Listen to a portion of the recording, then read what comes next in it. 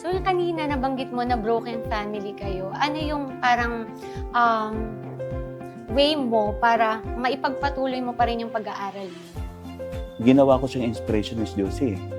Ginawa ko siyang positive na think sa buhay ko na kailangan hindi ako yung naranasan ko sa kabataan natin yung naranasan ko ay ayaw ko nang maranasan pa ng mga anak ko.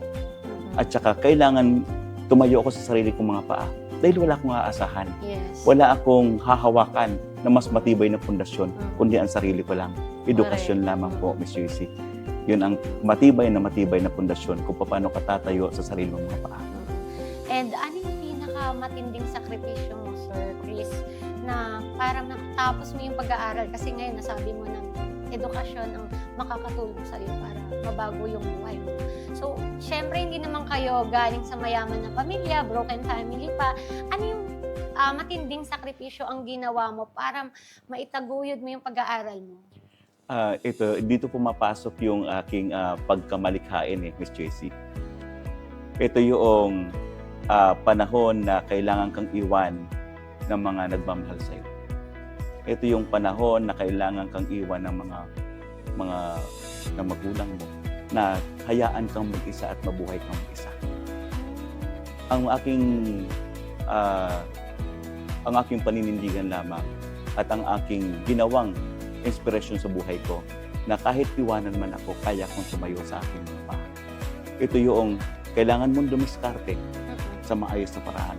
Kailangan, kasi Miss Joyce, noong iniwang kami ng kabataan pa, mga grade 3 lang po ata ako noon. Iniwan ako ng magulang ko, doon po natutunan lahat. Ng 2 taon, hindi po kami sinipot sa probinsya. Ako at saka yung kapatid ko lang ang kailangan kong ang kaagapay ko. Na iaapihin ka ng ibang tao, pagsasabihan ka ng hindi maganda, yung parang ang tingin sa apakababa.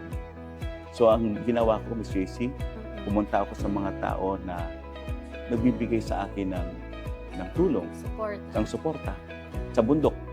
Kasi sila yung mapagmahal Sa bundok, pumunta ako doon, humingi ako at nagtitinda ako ng popsicle, nagtitinda ako ng mga kakanin. Hindi ako nagtitinda sa bayan. Nagtitinda ako sa bundok para pag uwi ko, meron akong dalang palay, gulay, para may makain kami ng ating kapatid. So, mas okay sa'yo na magbenta doon kaysa sa city? Ako, kasi ito yun ang kailangan ko lang, kaya ako nagbibenta dahil sa, hindi na yun sa pera. Although kailangan natin yan, pero kailangan ko na may makain. Ito yung kapag binigyan ka ng pera, ang mabibili mo lang ay maliit.